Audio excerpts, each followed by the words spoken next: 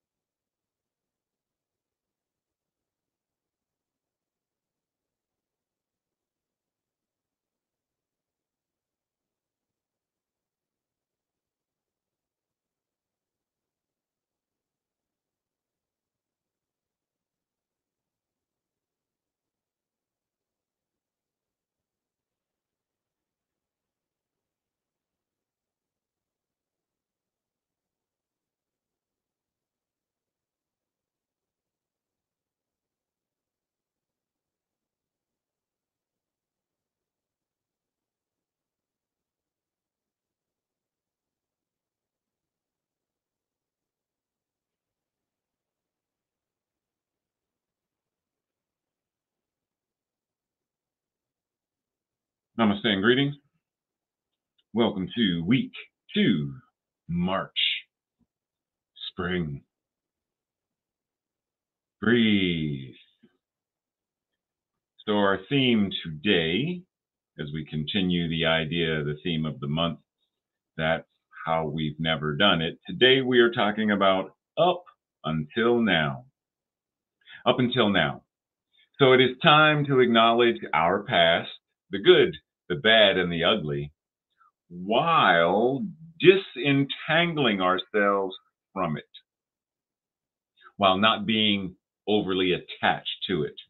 It is time to both forgive and to release old patterns and old stories, even those patterns and stories that used to work well for us, if they no longer serve us now. Let's replace our old, I've always, it's always, you've always, they've always, we've always, fill in the blank. It's always been that way here. You've always liked my cooking. We've always gone to New York for vacation. How about we replace those old I've always with a new script, a new story, a new up until now kind of idea?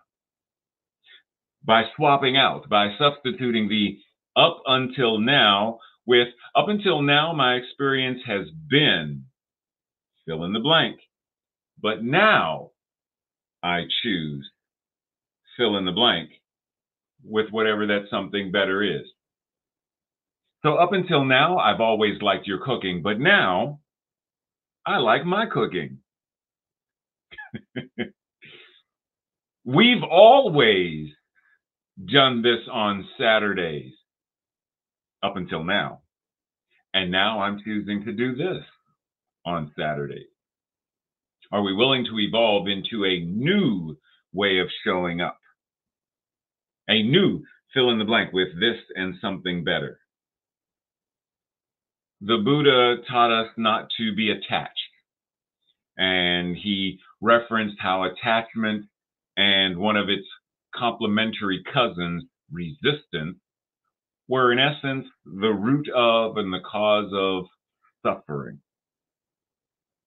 So when we detach, we disentangle ourselves from both that kind of resistance, non-life affirming, and that kind of attachment, non-life affirming, then we realize that we are able to both honor our past and learn from it while also moving freely without that non-life affirming attachment, move freely without the non-life affirming resistance, to move freely on our present course in our life presently, and thus forward into our future. What kind of stories do you tell about anything? What kind of stories do you tell about your family? What kind of stories do you tell about your relationships? What kind of stories do you tell about money and what money is and what money means and how to get it and how to spend it?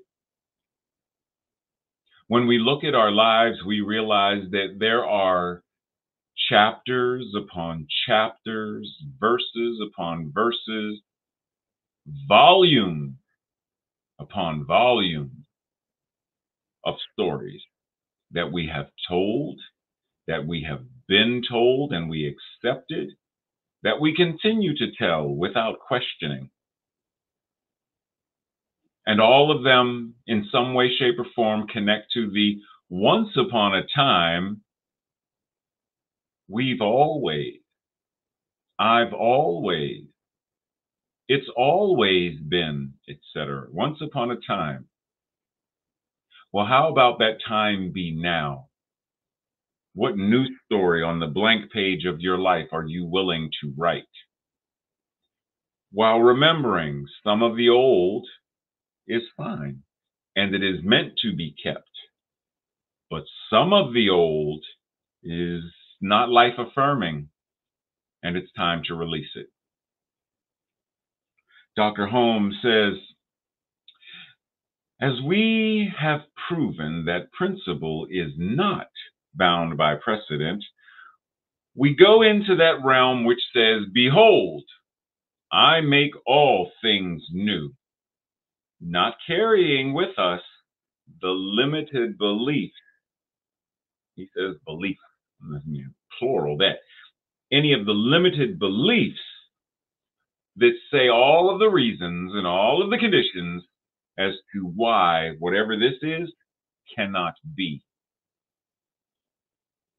Are we willing to release in order to stand in the mystery and the energy of infinite potential and possibility that is evermore and evermore life affirming? Do we believe that principle, spiritual law, is not bound by what was, by precedent? Just because there was a time where there was no smartphone, does that mean there never will be a smartphone? Just because there was a time when there was no such thing as open heart surgery, does that mean there never will be? Just because there was a time that there was no such thing as a world without war, does that mean there never will be? Does precedent get to govern how life is and will continue to be? See, oftentimes we are so bound by circumstance in much the way that the Greek story of Prometheus, who created humans, created humanity, and went against the will of Zeus to steal fire and give fire to the people and teach them how to make fire so that they could be warm and survive. And Zeus, being the tyrant that he was, punished Prometheus and bound him to a rock so that the eagle, a symbol of Zeus, would always come and peck his liver, devour his liver, simply for Prometheus, being an immortal, to have the organ come back, simply to have that be repeated again. How many of us can say the same kind of metaphorical, this story, this metaphor is very similar to our own lives? How many of us bind ourselves to relationships that don't serve us, where the relationship pecks at us and devours and drains us? How many of us are bound to a belief system about ourselves or something or someone else that pecks at us and devours, where the tyrant of some past idea, belief, paradigm drains us and pecks at us? Are we willing to be free from that? Dr. Holmes says, we all have the ability to transcend previous experiences and to rise triumphant above them. But we shall never triumph over them while we persist in going through the old mental reaction.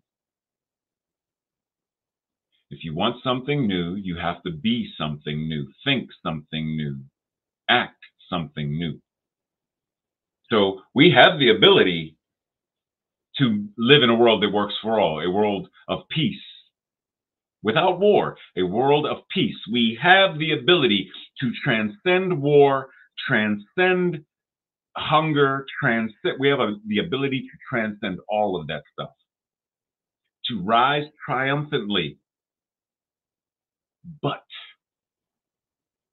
we're not doing it because collectively we are still bound and being pecked by the old mental gyrations of whatever that collective consciousness is that will not let go of that thought form, that way of being, that way of showing up. So we can't transcend and rise above. Now, think about it for a moment. If I were to ask you which of these images would best give you the opportunity to, one, identify where the traffic is, and two, by identifying it, you are then able to avoid it or even to get on a speaker system, a communication system to tell whoever, the traffic officers or whoever, how to best direct traffic to have it be resolved. Which of these images gives you the better viewpoint? Trick question, right? Like it's obvious. And yet so many of us are looking in the wrong direction, looking from the wrong consciousness to create a world that works for all, right?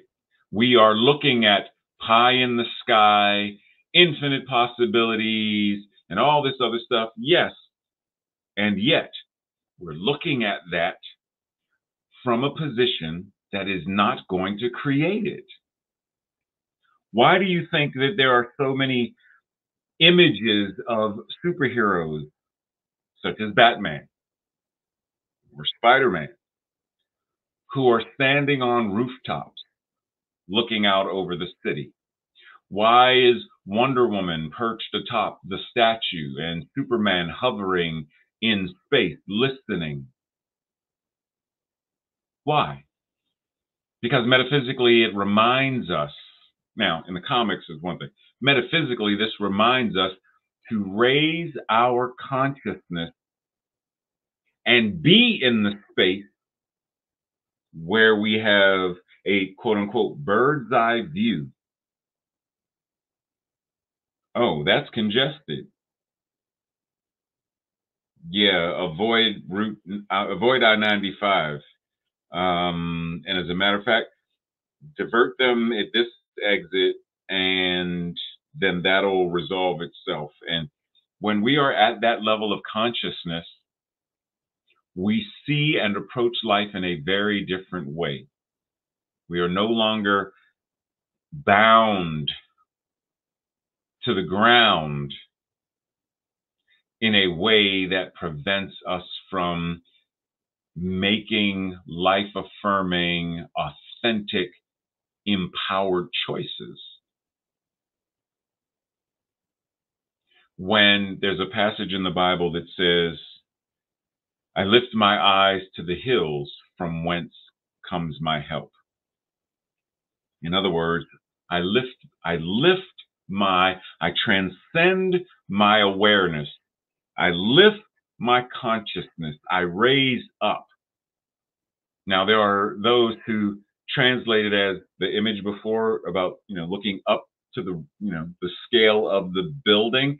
I look up and see the building versus I look up in the way that Superman is looking up and out, the way Wonder Woman is looking up and out to see,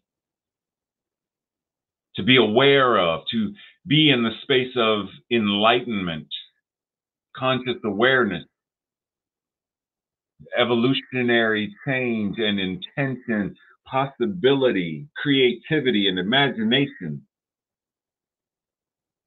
And that too is our invitation right now to transcend and rise above. Dr. Holmes says, we are all carrying he says, negative, the non-life affirming experiences of our past into the future, merely because we have not disconnected them from our mind. Pause. Think about a non-life affirming story that you continue to tell yourself, even though the events of that story, whatever it is, it could be how someone did you wrong, how someone made you mad, how someone frustrated you, and you continue to re-envision, reignite, clear, reawaken that past thing as though it was just yesterday, when in reality it was weeks ago, years ago, a whole different lifetime ago. So we continue carrying these non-life affirming experiences from the past into the future because we haven't let it go. We haven't surrendered it and released it. He goes on to say, if we are creating a non-life affirming future, it is because we have not changed our thought about it. If I am so entangled and bound by the past, I bring it into the present. If I haven't released it, surrendered it, healed it, then that is the energy, the thought, the mental equivalent, the consciousness that I carry into the next new now. This is why we are still in a world with war and racism and sexism, and the list goes on. Because we are taking the consciousness, the mental equivalent of the past, and when I say we, I mean the collective, and we are bringing it into the present, and we are continuing it on into the next new now, rather than disentangle from it, rise above it, heal it, transcend it, and create a new paradigm, a new mental equivalent, and a new consciousness. So many of us are carrying around the weight of whatever it is, past failures, past traumas, whatever wrongs have happened to us or by us. And I'm not saying to simply let the trauma go. There is a process, an intellectual process, an emotional process, a physical, somatic process to how we address and heal trauma. But what I'm saying is you can't even engage any of those processes if you don't recognize that you're lugging the trauma along, that you're reawakening it, or that it's being triggered within you, that the failures of the past, you're consistently being reminded of them or reminding yourself of them. How do you heal the anxiety that you're not even aware that it's present? So once again, self-awareness begins the process of healing and evolution and all of the other things. How aware am I of the stories I have been telling up till now, of the emotions I have felt up till now, of the actions I have engaged in up till now? How aware am I? And am I aware enough that I can now begin to change them individually? And when we are in conversation or relationship, to also begin to engage in the process in a way where it helps you to realize it for yourself so that you can also do the work. And then we go and we do it again, and then they go and do it again and again and again until the collective consciousness is now on the same page, telling the same story of a world that works for all, a world of peace on earth, goodwill towards all, a world where there are no dictators because there is no space within the consciousness for a dictator to even be born into that realm of thought, into that realm of action and activity. Are we doing the work now to make that a thing of the past? In much the same way that at one time in various places around the world, human sacrifice was a thing. Sacrificing the virgins was a thing. Accusing women of witchcraft and then killing them, executing them was a thing. And now it is not. Well, but why not? Because we learned, we grew, we evolved, we changed. If you're going from where you live right now to where you work, chances are you're not doing it via horseback. I mean, when was the last time you walked through the streets of Atlanta or Manhattan and the traffic jam was because everybody's horse or the horses were congested? And I think the last time I saw a horse on the street in Manhattan, it was because it was a police officer riding the horse, right? We've changed in our modes and methods of transportation. Are we willing to change our modes and methods of releasing what does not serve us, evolving into what does, the highest and best, that which is life affirming? George Santayana says, those who cannot remember the past are condemned to repeat it. Now, he's referencing things like, why do the members of the Jewish community say never forget? Because of Hitler and the atrocities of the Nazis. That's why. Why do people of African descent, people in the Black community or African American community, say similarly, never forget? Never forget how our ancestors were kidnapped and enslaved, forced into terroristic labor, and treated like animals. Never forget.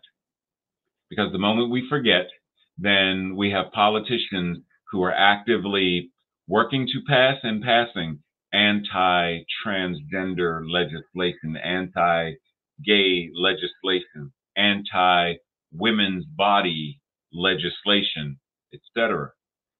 If we forget the past and the atrocities of, chances are we may repeat them. So don't forget what triggered you to make you want to go get a drink. Don't forget what triggered you to feel like a failure. Don't forget it. You don't have to engage in it and go down the rabbit hole, but remember and approach it from a position where you have transcended and have risen above it so as to keep moving forward versus having that, the ghost of Christmas past, the ghost of Jacob Marley showing up to remind you of the miseries of life and how move past it. You can remember without repeating. Now, it's important to bear in mind this whole idea of past and present and future. So when we think of, a sculptor, for example, before the sculptor even starts chiseling, what is there? A block of marble, right? There's a chunk of stone, and that stone represents the past. Because the moment we move into the present, there's the chiseling. I am removing aspects, but I'm not removing it all. I'm chipping away. I'm chipping away at what I no longer want or need there to be in order to reveal what the future experience is. The future is the sculpture. The future is the work of art, the completed thing that is now being enjoyed, the thing of beauty that is being appreciated. But the stone is still there, just not all of it. So it's the same thing with our past. There are certain things we keep and other things we release in order to live into, in order to live into the desired experience. Michelangelo references this as I saw the angel in the marble, a world that works for all. I had the vision. I saw the angel in the marble, and I carved until I set the angel free. I see a world that works for all within the current world environment. And I do the practices to carve, to chisel, to chip away in order to set that vision free as a lived experience. That's our invitation. That's the practice. John O'Donohue says, each of us is an artist of our days. The greater our integrity and awareness, the more original and creative our time will become. So we're an artist who gets to craft the landscape of our day. And when we are acting from principle with integrity and awareness,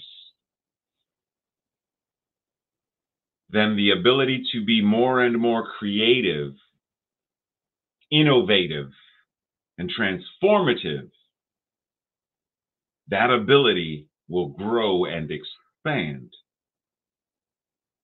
And as it grows and expands, the energy of it then morphs and further transforms our day, our lives, individually and collectively.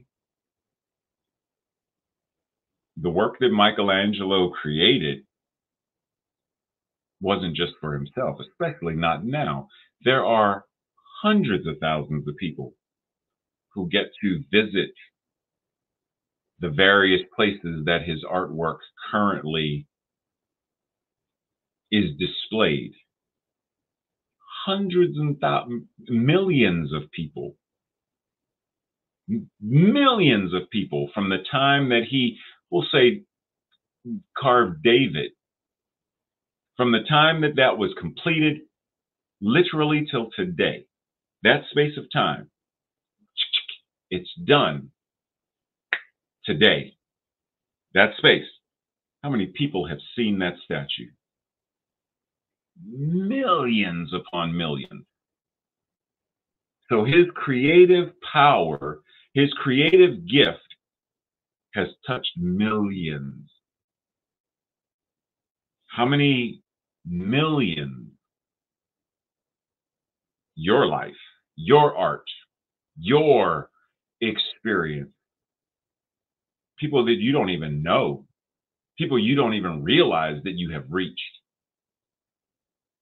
But when we are moving in principle, awareness, integrity, that's how this whole thing works. But getting there, as Bruce Lee reminds us, is identifying what is not useful, what is unessential, and then chip away at it, release it, surrender it, forgive it, heal it, whatever it is. But it's not about getting more and getting more and getting more and getting more. In many ways, it's about being more simplistic and releasing and releasing and releasing. For the sculpture, you don't add more, chip and add, chip and add, chip and add. For the sculpture, you get rid of. And even when painting, you're adding paint to the canvas, but you are also removing the blankness of the canvas. You are adding clay and shaping the clay, but you are also removing certain aspects of the space that once was there. So what are we invited to let go of? What are we invited to shed? What are we invited to release so that it is our integrity, spiritual principles, awareness, presence is what remains. What do you see? If I were to ask you to describe it, I'm not talking about the street and the person walking down the street, and just in the foreground, there's that line in the road, and then on the other image, there's clearly a hole. If I were to ask you to describe what's the difference between them, what might you say? Without going into, oh, well, this is what this is, or this is what it's for. Just describe what you see. Now, one of the reasons I bring this up is because Ellen Glasgow says the only difference between a rut and a grave are the dimensions. And someone else says the only difference between a rut and a grave is the depth of the hole and how long you plan to stay in it. What? Now, what does that have to do with anything that we're talking about today? Sometimes things happen in life and we feel like we're in a rut. A relationship might be in a rut. Our job might be in a rut. Our finances might be in a rut. Our day-to-day activities or whatever might be in a rut. Well, a rut is far easier to transition out of than a hole in the ground or a grave. A rut you can't be buried in. A grave you can. And many of us bury ourselves without needing to. We die without needing to die. In other words, we move from being fully alive to simply existing, to barely getting by, to just counting the days. None of us are meant to live that way. And there are many people who are forced, based upon the circumstances and the situations of the current world we live in, where there is war, food desert, ineffective medical care, etc. How do we change this? What is our role and responsibility in ensuring that this changes?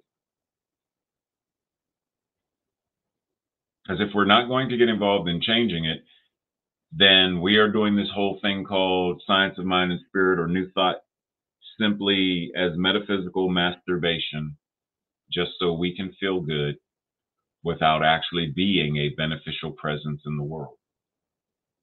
It's pretending or performing like a 21st century new thought good Samaritan without actually being one.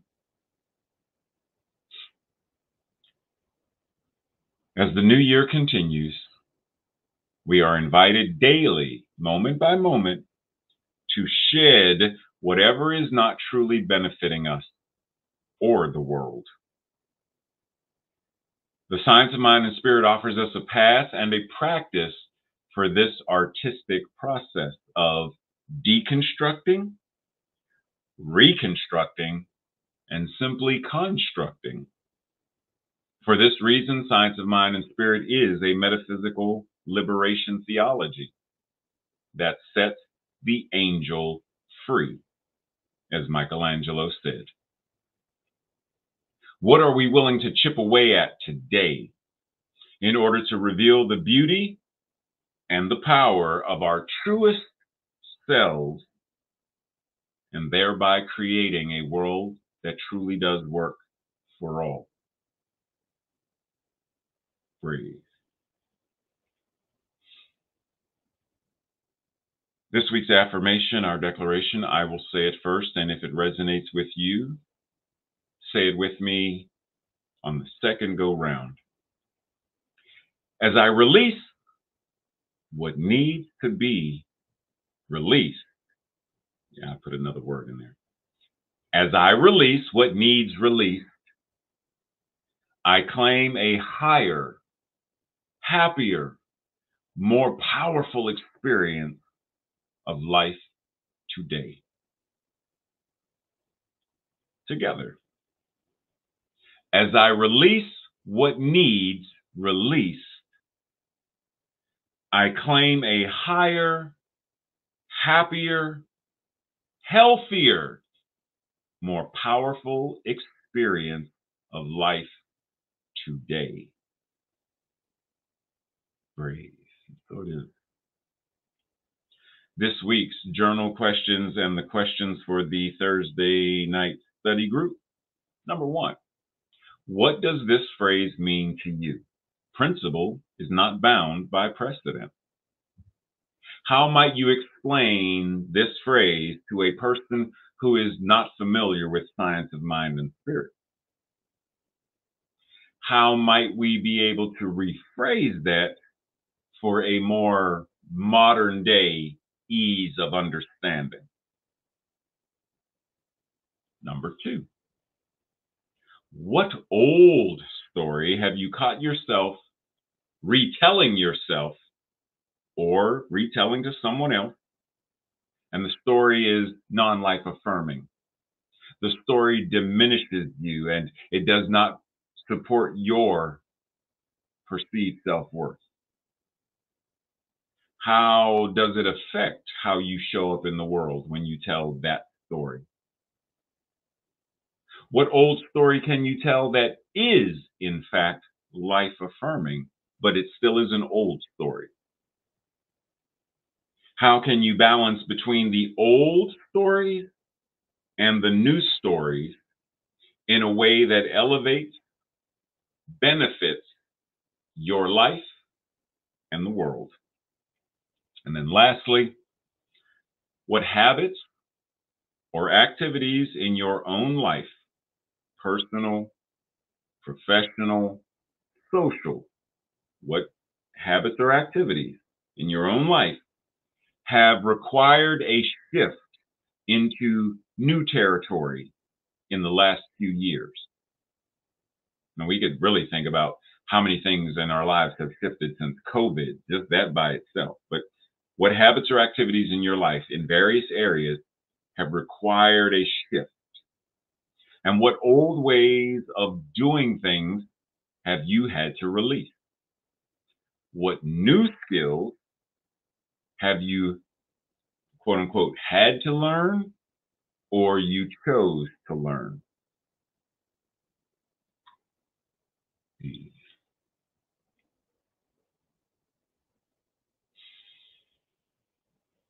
Entering into that space of prayer where we get to craft, we get to author the story that we are choosing to tell, the story that we are choosing to be. Because the story that is our life, the story that is our lives, the story that is this thing called life, this story is a living document that we get to backspace, backspace, backspace, type a new line. Delete, delete, delete. Type a new line, type a new paragraph, speak a new verse, sing a new song. This thing called our life, we get to craft. We get to flip the pencil around and use the eraser, and then flip it back around and write. We get to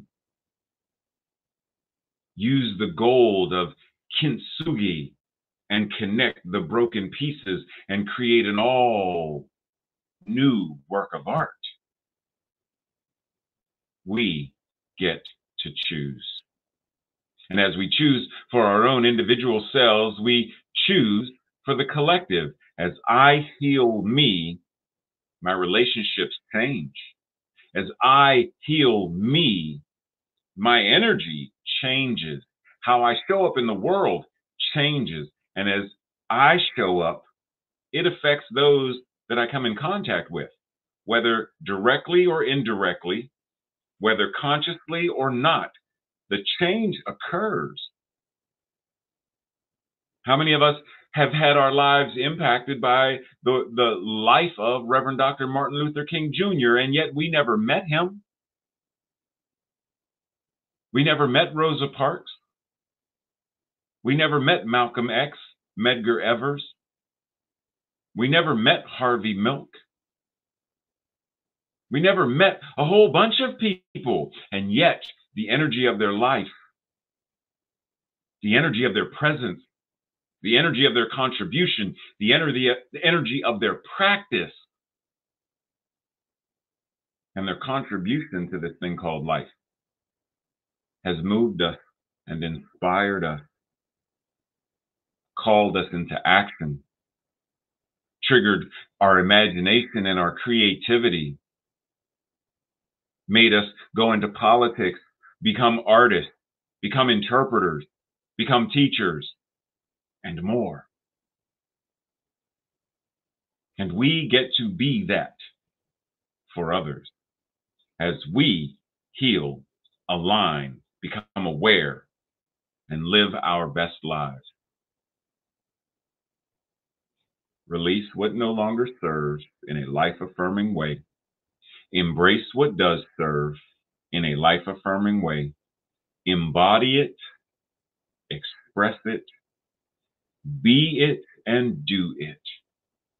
That is what it means to live the science of mind and spirit as a living document, a living testament to the power and presence of the universe incarnating itself as each one of us. And the law says yes. So with gratitude, I surrender it to the law, knowing that it's already demonstrating accordingly. It's already answered prayer. We breathe and let it be. And so it is. And so it is.